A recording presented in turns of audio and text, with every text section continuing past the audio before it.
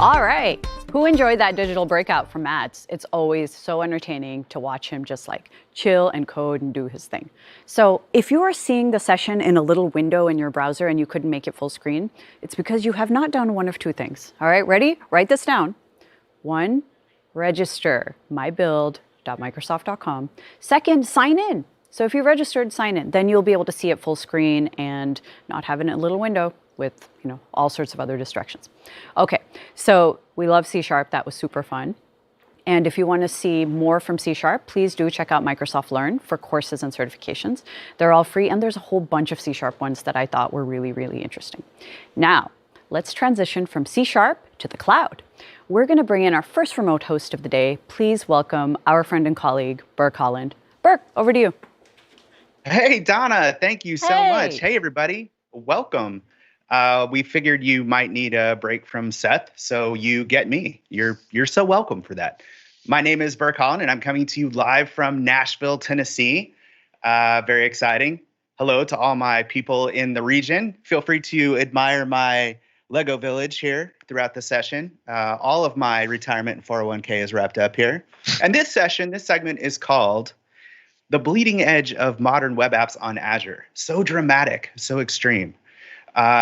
Big announcement this morning, Azure Static Web Apps, a brand new service that was just released today. Very exciting stuff. And with me for this segment, I've got two of the folks who work on the team that designed and built Azure Static Web Apps. We have Daria Grigoriou, Principal Program Manager for Azure Functions, and Mitch Webster, Senior Engineering Manager on the App Service team. Welcome, folks. Hey, Burke, thanks for having us. Awesome. Now, I figure we'd just jump right in. And for the uninitiated, what is Azure Static Web Apps? Azure Static Web Apps is a new offer in the App Service portfolio, hosting full-stack JavaScript modern web apps. These are modern web apps with a static front end and with an optional dynamic backend powered by Azure Functions representing serverless APIs. Why don't we take a look at it? And you can actually see it live. That would be awesome. Nothing like a good demo to kick things off. So the first thing that I want to tell you about static web apps is just how easy it is to get started. And here we have the screen to create one of these static web apps. And we ask for very little information. We ask for your resource group, and then we ask for a name. And I'm going to call this STEM Demo Lite. We ask for a region, and this is used to provision your Azure Functions in your pre-production environments. And then we just link to your GitHub repo. I'm asked to sign in with GitHub. I can select my repo here. And this is also called STEM Demo Lite. And I can select a branch that I want to associate with my production environment. I can double check my build settings, review, and create this resource. You can see the creation is in progress. And as we create the resource, we're also generating a workflow for GitHub Actions that is going to deploy my code from GitHub to the cloud. I can go to the resource, and I have a very deep connection with GitHub right here, where not only do I see my resource URL, Greenstone, but also I can see direct links to my GitHub Action runs and to my workflow that was just generated and placed in my GitHub repo. Here in the workflow, you can see we have some options that describe configuration for how we would build and deploy for the static content and the functions, as well as an option to specify the output of my build. Looking at the repo, we have both the static content available right here. In this case, it's a React-based app. And we also have functions. And in this particular demo app, it's the functions that help me retrieve specific content for the different areas of learning. If we go back, we can look at the status of our GitHub Actions in real time you can see that our workflow to build and deploy right now is in progress. So let's go right to this app that was actually pre-deployed and look at the output of my actions as they show when they're completed. You can browse to the resource, and here it is, just displaying simple demo content that is actually generated by functions, as I mentioned. You can also see that in the Azure portal right here. You can see the functions that I deployed, and you can see also elements of configuration, in this case app settings, which I am retrieving with my functions. So the value that I specified is STEM learning demo. If I go back here, this is exactly the value that we're displaying, STEM learning demo. What else might you need to get this production ready? Well, you may need a custom domain. So here, I've actually configured a custom domain, STEM Learning XYZ. We can browse to it. And one thing that I would call your attention to is HTTPS by default. So the other thing to mention is when you configure custom domains, then you get a cert, a free cert that is provisioned by the platform. So it's really easy to do that. What else might you need to get this production ready? You may need a form of authorization and authentication. So here I have some gated content that you can see I'm not actually allowed to access, but I could log in with a provider of my choice, in this case, GitHub. And now I am able to see my gated content. It says, welcome to your gated content demo. In the portal, just going back, you have this role management option, and you can see Mitch also is a contributor. So Mitch, do you want to talk about this feature? Yeah, that sounds great. So as Daria mentioned, a lot of the features that are built here are little tools that you can use to simplify your app and your development experience. Oftentimes we see that authorization and authentication are a hard problem. So this is our feature that we try to provide to simplify this experience. So if we actually go back to Daria's screen, we can see that you can invite users, you can assign them different roles. These roles are completely up to you.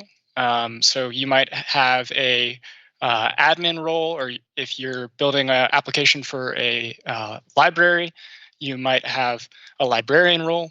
It really depends on your application. So you have total flexibility here. We offer a couple of different providers for doing this.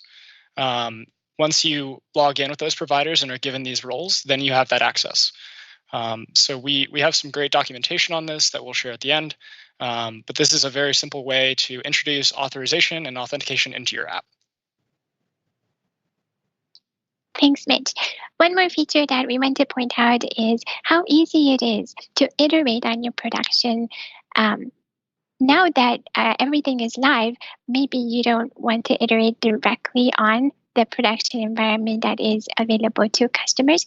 So we have created a feature for pre-production environments. And with this feature, when you submit a PR to your GitHub repo, we auto-provision one of these pre-production environments for you. So here, we have a pull request that Mitch already submitted. And when we generate this pre-production environment, we also give you a very convenient link right here. In this case, we wanted to see what it looks like in dark mode. So now you have your pre-production environment that you can have at your fingertips just by submitting a PR. So here we are back on the environments page. Mitch, do you want to talk a little bit about the PR? Yeah, and so as Daria said, a crucial part of the development workflow is actually bringing others into the project. So because we have this tight integration with GitHub, we are using GitHub Actions. Not only can you leverage the ecosystem of GitHub Actions and what's available there, but we also can listen for events like pull requests And that allows us to do cool things like provision a pre-production environment. We've all been in a situation where a pull request comes in and you can look through the code to best understand. You might even pull it down and then test it. But this really streamlines that experience, giving you a live copy to play with and see what the actual changes are. Thank you. Wow. So We just saw a lot there. and we I'm sorry, talked a Daria, little bit about did getting. I interrupt you talking about the docs there? Yes, we talked a little bit about getting started. So I wanted to point out we also have docs. These are available for you. And here's a little summary for the links that you can use. AKMS as well docs is a great place to start. And also we have links for our Learn modules. Awesome. And for our production team, could you leave this slide up for just a minute for everyone to be able to copy these links down real quick? And while we do that, let's just jump straight to some really uncomfortable questions, which is awesome. So let's just start with, how much is it going to cost me? How much does it cost? For our public preview, we have a free plan. So we really welcome and encourage you to try this at no charge for hosting the static content. And that includes global distribution as well. Nice. It's a little risk-free experience. I like it. I'd like to, Mitch, just get directly to some of the user questions. I know we had some questions we were going to go through. I'm jumping a little bit off script here. I know you love it. But Dan H. is wanting to know, can static web apps be used with a repo that lives in a GitHub organization that is not owned by the user? Yes. So in order to create the initial link between a static web app and a repository, you need to have admin access. That is done on purpose so that people can't just create arbitrary links to your repositories.